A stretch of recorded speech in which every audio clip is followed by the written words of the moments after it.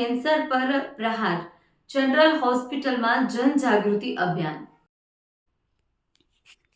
Mehsana general hospital ખાતે cancer મુક્ત જનજાગૃતિ અભિયાન નર્સિંગ કોલેજના વિદ્યાર્થીઓ નાટક અને પ્રદર્શન દ્વારા જાગૃતિ સંદેશ, વ્યસન મુક્તિ અને વહેલા નિદાનનો સંદેશ। અમર અકબર એન્થોની નાટકથી કેન્સર સામે લડવાનો સંકલ્પ।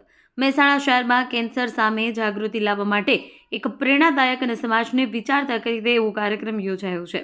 મહેસાણા જનરલ હોસ્પિટલ સંલગ્ન નર્સિંગ કોલેજના વિદ્યાર્થીઓ દ્વારા વિશ્વ કેન્સર દિવસ નિમિત્તે કેન્સર મુક્ત જનજાગૃતિ અભિયાન અંતર્ગત વિશેષ પ્રોજેક્ટ વર્ક અને નાટક પ્રસ્તુતિનું આયોજન કરવામાં આવ્યું છે। કાર્યક્રમ દરમિયાન વિદ્યાર્થીઓએ અમર અકબર એન્થોની નામનું નાટક દ્વારા બીડી, સિગારેટ, તમાકુ અને દારૂ જેવા વ્યસનો કેવી રીતે કેન્સરનું કારણ બને છે તે ખૂબ જ અસરકારક રીતે રજૂ કર્યું। ગુજરાતમાં દિન પ્રતિદિન વધી રહેલા કેન્સરના કેસોને ધ્યાનમાં રાખીને વહેલા નિદાન અને સાવચેતી અંગે વિસ્તૃત માહિતી આપવામાં આવી। ખાસ કરી મહિલાઓમાં વધતા સ્તન કેન્સર અંગે પોસ્ટર, એક્ઝિબિશન અને ચાર્ટ્સ દ્વારા માર્ગદર્શન આપવામાં આવ્યું। કાર્યક્રમમાં AHA Vishal Chaudhari, vice principal Sharmishtha Patel, urban health સેન્ટરના મેડિકલ ઓફિસર તેમજ ઇન્ડિયન મેડિકલ એસોસિએશનના પ્રતિનિધિઓ અને શૈક્ષણિક સ્ટાફ હાજર રહ્યા હતા। વાઇસ પ્રિન્સિપાલ શર્મિષ્ઠા પટેલે જણાવ્યું હતું કે બદલાતી જીવનશૈલી અને વ્યસનના કારણે કેન્સરનું પ્રમાણ વધી રહ્યું છે। આવી સ્થિતિમાં જનજાગૃતિ જ સૌથી મોટું હથિયાર છે। તેમણે વધુમાં ગુટખા જેવા પદાર્થોના ઉત્પાદન પર કડક પ્રતિબંધ લાદવાની જરૂરિયાત અંગે પોતાનું અંગત મંતવ્ય રજૂ કર્યું હતું।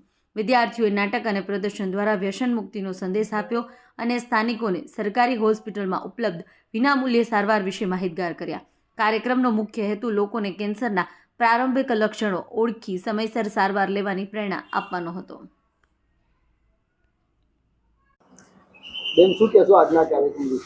આજના કાર્યક્રમ વિશે જનરલ હોસ્પિટલ મહેસાણાની અંદર જનરલ નર્સિંગ સ્કૂલ આવેલી છે, જેમાં ત્રીજા વર્ષમાં જે વિદ્યાર્થીઓ અભ્યાસ કરે છે એમને હમણાં કેન્સર ડે નજીકમાં ગયો અને એ ઉપર એમને એક પ્રોજેક્ટ વર્ક કર્યું હતું અને એની અંદર એમને પોસ્ટર સેશન અને ડ્રામા સાથે એક સરસ મજાનો મેસેજ આપ્યો છે। કેમ કે અત્યારે આપણે જોઈએ તો દિન પ્રતિદિન કેન્સર ખૂબ જ ફૂલ્યું ફાલ્યું છે અને આજના ન્યૂઝપેપરમાં જુઓ તો ગુજરાત છે એ 9મા સ્થાને આવી ગયું છે। એટલે કેન્સર અવેરનેસ ખૂબ જ જાગતી જરૂરિયાત બની ગઈ છે અને તેના વિશે અમારા જે જનરલ નર્સિંગ સ્કૂલના સ્ટુડન્ટ્સ હતા એમને એ બીડી, સિગરેટ, તમાકુ અને દારૂ વિશે અને એનું વિશેષ સેવન કરવાથી જે કેન્સર થાય છે એના પર પ્રકાશ પાડ્યો છે અને એના માટેનો એક સરસ મજાનો ડ્રામા એમને તૈયાર કર્યો। તેમજ મહિલાઓની અંદર પણ બ્રેસ્ટ કેન્સર અને સર્વાઇકલ કેન્સરનું પ્રમાણ વધ્યું છે, એટલે એ સ્તન કેન્સર વિશે પણ અમારા સ્ટુડન્ટે સરસ મજાના પોસ્ટર એક્ઝિબિશન કર્યું છે અને સમાજને એક સારો એવો મેસેજ પૂરો પાડ્યો છે કે જેનાથી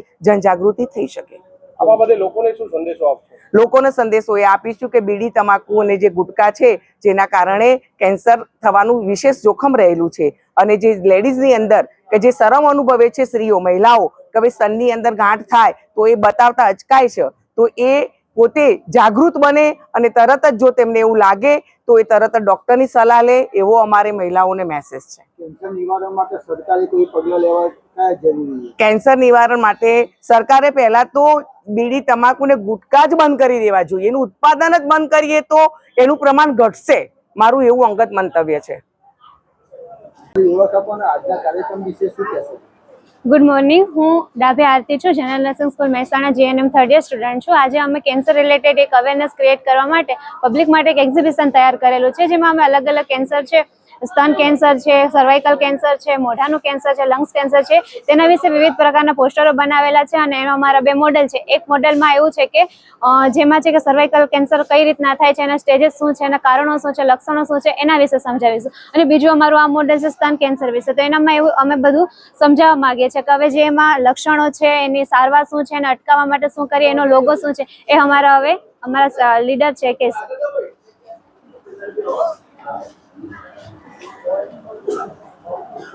મારું નામ ચૌધરી જીનલ છે, હું થર્ડ યર GNMમાં છું અને અમે જે એક્ઝિબિશન કર્યું છે એમાં જે બ્રેસ્ટ કેન્સર વિશે હું સમજાવવા માંગુ છું। તો એમાં તો પહેલાં આપણે પ્રિવેન્શન જ કરવું જોઈએ, અટકાવ કઈ રીતે કરવો જોઈએ કે જે દવાનો ઉપયોગ કરે છે અન્ય દવાઓ એ ના કરવો જોઈએ। પછી બાળક હોય નાનું તો પૂરતું દાવણ આપવું જોઈએ।